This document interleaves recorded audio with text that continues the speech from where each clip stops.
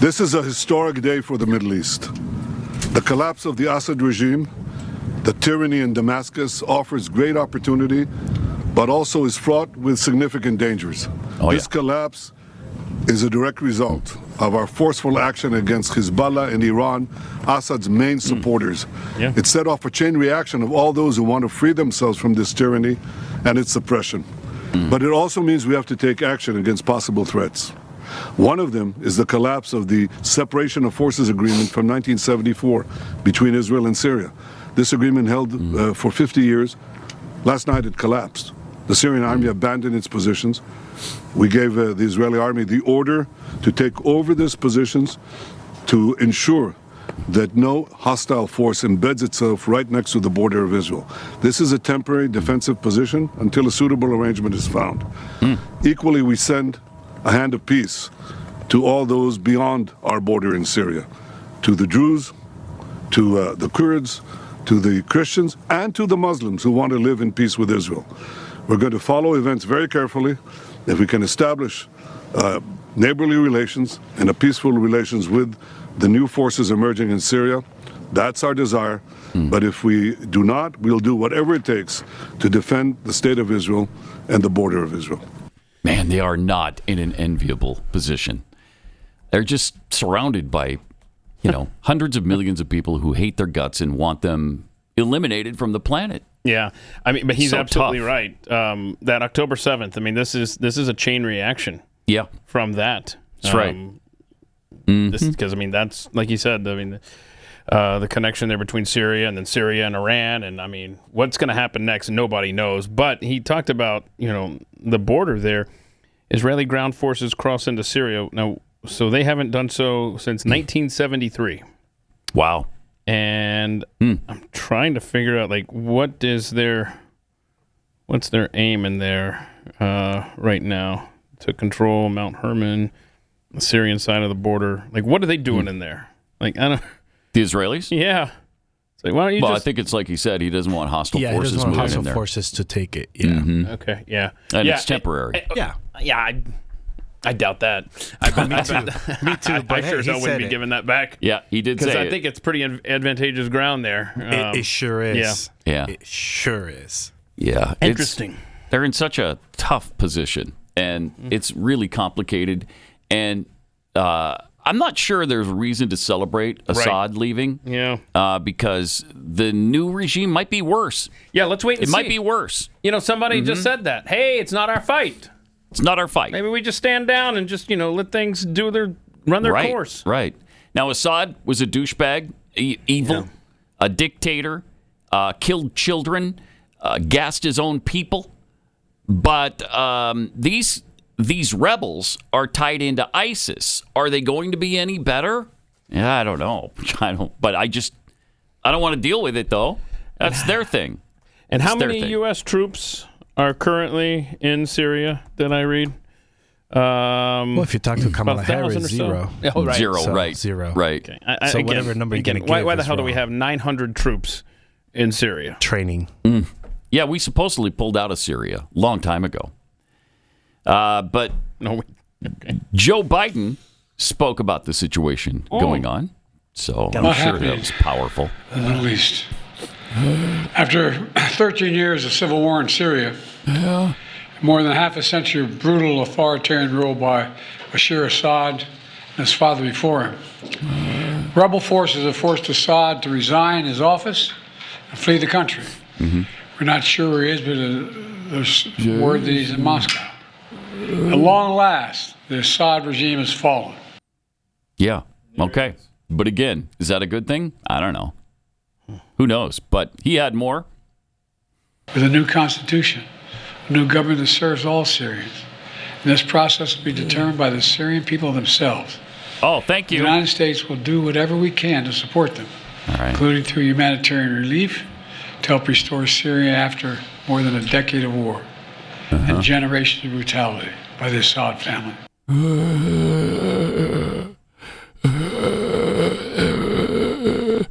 I actually have no idea what the words I'm saying mean. I'm just trying to read them off the teleprompter I don't even know who wrote these words.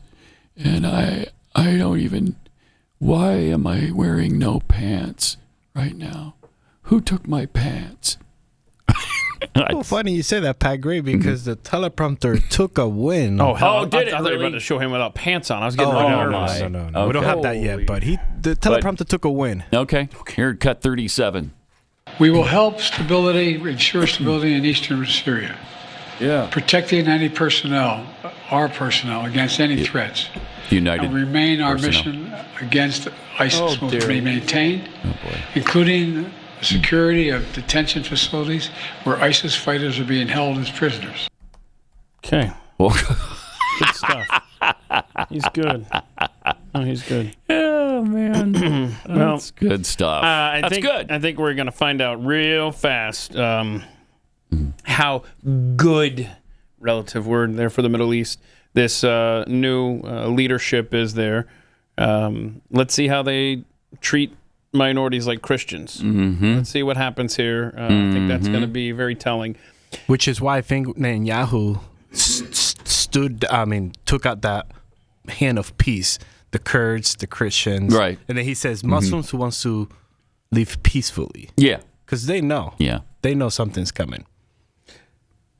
So I know that Bashar al-Assad was a doctor or dentist? What was he in Britain before this, before he ran Syria? I don't know. Just curious who installed him. You don't just roam in out of Europe and be like, all right, I'm in power now.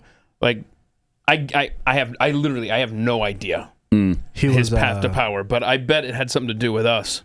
Apathalamadi? Oh, sorry. Oh, a night doctor. You nailed it. He's a night doctor. A night doctor? An ophthalmologist? An eye doctor. Yes. Eye doctor. Yeah. Nailed it. He's a That's exactly. When I read it, when I looked at it, it looked just like that. By the way, they called him as the geeky IT guy. Really? Yes. Well, his father was in charge for a long time, too.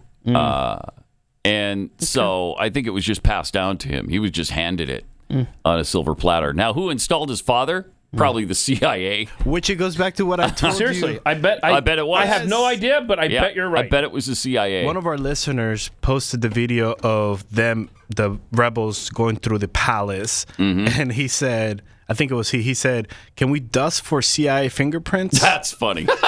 That's really, you're so that's right. really good. Can we check for CIA fingerprints? We should. Yes, we should. Man, did you see the condition of the palace after the looting? Yeah. The condition of the streets. The banks is empty. The banks were looted. I saw that. They were taking millions of dollars in cash and gold. There was another caption and that they said, still couldn't afford Juan Soto's contract. There was a meme that was passing around like picture of the new multimillionaires of Syria. Now that's funny. That's good stuff. Now his wife has is it lupus or something? Bashar's? Yeah, it's maybe it's not lupus. I forget, but she's got serious health issues. So leukemia. I'm sure leukemia. I'm sure the Russians will take great care of her. Great. Oh, they got a great health care system. Yeah. But Biden was asked about the American journalist that is in Syria, Austin Tice, and this was his response. Oh, that's been a What happened to Assad now, Mr. President? Mr. President, what does the U.S. know about foreign release? What does the U.S. know about where Austin Tice might be and if he's safe? Look at him stop. Okay. We believe he's alive. We think we can get him back, but we have no direct evidence of that yet.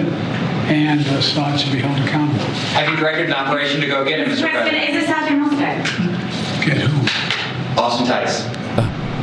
What were you just talking about? Get him out. Yes, sir. We have to identify where he is. Holy crap. Thank you. What did he whisper there at the We end? have to find out where he is. Okay. Wow. That's a meme waiting to happen. Him holding the door open, looking. Yeah. By the way, the problem they're having them with prisons is they can't get the prisoners out because no one knows the codes because the prison Really? jail 1, 2, cells. 3, 4. So what they're doing now, they're busting the walls and getting all the political prisoners out first. Wow. Wow. That's funny. That's actually very so funny. weird. That almost seems like an action movie, like a Yes. comic relief scene. Yes. How do I get this door open? Wow. Okay. He claimed Iran and Russia are weaker now. You know, for years, the main backers of Assad have been Iran, Hezbollah, and Russia. But over the last week, their support collapsed, all three of them.